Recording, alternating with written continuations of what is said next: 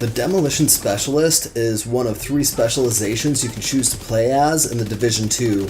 As far as the 3 specializations go, the Demolitionist is all about area of effect and explosive damage. In this review, we're going to break down all of the Demolition Specialist's talents, and we'll talk about what the pros and cons of playing this class are as well. Once you choose to play as a Demolitionist, you'll be handed the M32A1 grenade launcher, which will be your signature weapon. It's personally my favorite signature weapon out of all 3 specializations. Whenever I think of AoE in a video game, I think of an attack over a large area at the vast expense of damage output to any single enemy, kind of like a shotgun blast versus a sniper shot, but the grenade launcher that you get with the Demolitionist class is absolutely brutal. Launching a grenade into a cluster of enemies is insanely satisfying, and you'll most likely kill most of the enemies in the group, and the ragdoll physics in the Division 2 are on point. Anyway, let's dive into the perk tree, which is divided into 4 categories. We got the general modifiers, weapon modifiers, skill modifiers, and miscellaneous modifiers. Let's begin with the Demolitionist's general modifiers, starting with the incombustible talent. This perk gives you a 20% resistance to fire damage. It's not the craziest buff in the game, but it's much better than nothing, especially since there are still 19 other perks to go through. The next talent is called Explosive Ordnance. This perk increases explosive damage output by 25%. This is probably one of the Demolitionist's strongest talents, and we'll get more into why in a little bit. The next perk in the general modifier category is called Vital Protection. Every specialization has this perk, and it reduces the chance that you're critically hit in conflict by 20%, making you a little more difficult to kill. The last talent in this modifier group is the Demolitionist Tactical Link, which grants group members a 5% damage buff against targets that aren't in cover. You'll also see this buff somewhat frequently on light machine guns, which makes sense for the Demolition Specialist, where using LMGs is definitely incentivized. So let's move on to the next category of perks, the weapon modifiers. Onslaught is a talent that increases LMG damage by 15%, again, incentivizing LMG use. Spray and Pray increases SMG damage by 15% as well, so the Demolition Specialization doesn't promote the use of long-range weapons. If you decide to rock an SMG and LMG, you'll be great for close to mid-range combat, but pretty useless at long range. Next on the list for weapon modifiers is the Fragmentation Grenade. This grenade is made more powerful with explosive bonus attributes, and it also incurs bleed damage on enemies. It's not a terribly ineffective grenade, but it's still my least favorite out of the 3 specializations. Next is the Dicerus Special Revolver. This pistol is unique to the Demolitionist, but it isn't all that great. Just like the other 2 specializations pistols, the Dicerus Special is capped at level 300, and it doesn't output as much DPS as higher gear score pistols that you can simply find through loot drops. The Gunslinger perk increases sidearm damage by 10%, which is better than nothing, I suppose. Signature Weapon Damage is a perk that will increase the grenade launcher's damage output by 145% once all tiers have been purchased. I would highly recommend maxing out this talent as soon as possible. It will make the grenade launcher much more worthwhile to use. The last talent in the weapon modifier group is the Small Laser Pointer mod. It's an attachment that you can put onto most weapons that will increase critical hit chance by 7%, which is really nice. Now let's move on to the skill modifiers, which is comprised of 3 perks. The first one being the Artillery Turret itself. The Artillery Turret is a skill that you can use in combat. First, you have to deploy it in a location that will allow a clear path for its mortars to travel. And then once the Artillery Turret is deployed, you can simply tell it where you want the mortars to shoot.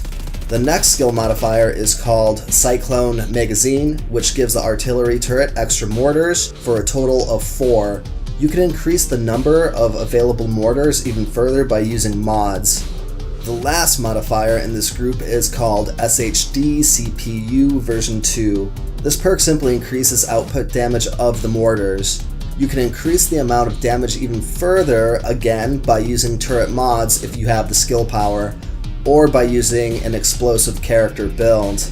So the last group of the perk tree to go over are the Miscellaneous Modifiers, starting with the XStat Armor Kit Supplementary. Initially, an armor kit will repair your armor by 70%. It will then increase your weapon handling by 100% for 15 seconds. Once the 15 seconds expire, you'll get another 30% repair on your armor. Next is the 40mm Grenade Acquisition perk. This will give you an increased chance of signature weapon ammunition dropping from kills that you get with explosive damage. So if you need grenade launcher ammo, try getting kills with explosive damage. Next in line is the group signature ammo supply. Every specialization has this perk, and it increases the chance of signature ammo dropping for your group whenever you get a kill with your grenade launcher. Crisis Response is a perk that will refill your active weapon's ammo whenever your armor drops to 0%. Personally, none of the ammunition perks for any of the specializations are all that great since ammo isn't too hard to come by. Not a useless perk, but not very needed either. Braced for Impact is kind of a cool talent. You can passively ignore explosive damage once every 60 seconds. The last perk to go over unlocks the Demolitionist uniform. I'm not a huge fan, and I'd rather customize my own apparel slots for a unique image, but I do respect the developer's decision to give all three specializations their own uniforms. Because, when you wear a specialist uniform, your teammates can quickly tell what type of class you're playing with. But again, most people would rather just make their own character's image a personal touch. Compared to the Survivalist and Sharpshooter specializations, I would give the Demolitionist an 8 out of 10, which is the same score I gave the Sharpshooter specialization. If you think the score should be lower, try using an explosive build with the Demolitionist specialization. It'll make all the difference. The grenade launcher, frag grenade, artillery turret, and merciless exotic rifle if you have it are all buffed by explosive damage. Mini fights can end before they even start when you have a proficient Demolitionist on your team, as long as the enemies are close enough to each other. There are parts and missions where you'll know a group of enemies are going to be, and I would advocate letting the Demolitionist kick those fights off every time with an explosive AoE massacre. I'm sure you've seen it where players will run willy-nilly into a fight, making the conflict much more time-consuming and difficult than it should have been. If you know you've got a Demolitionist on the team, let them melt whatever they can melt right off the bat. If they don't kill everyone in a cluster, they'll at least almost be dead. There are a few reasons I'm taking 2 points away from the total score. One of the reasons is that none of the perks incentivize long-range combat. If you're playing a straight-up Demolitionist build, you're going to be stuck with close to mid-range combat, which isn't the end of the world, but still sucks when having to deal with snipers. Don't get me wrong, the LMG is one of my favorite weapon classes in the game, but I do think the SMG isn't as versatile as assault rifles. Another reason I'm taking away 2 points is the fact that the artillery turret isn't always useful. Many times you'll find that the mortar can't reach the enemies you're trying to hit. Low ceilings and other obstacles can render your artillery turret useless. So, do you think 8 out of 10 is a fair score for the Demolitionist specialization? Let us know if you agree or if you disagree in the comments section. And if you like this review, please consider dropping a like on it. That would help out the Havoc gaming channel a lot. And if you like these videos in general, a subscription would be extremely helpful. The more subscribers I get, the more time I can justify spending on making more content. Thanks for watching, and Godspeed.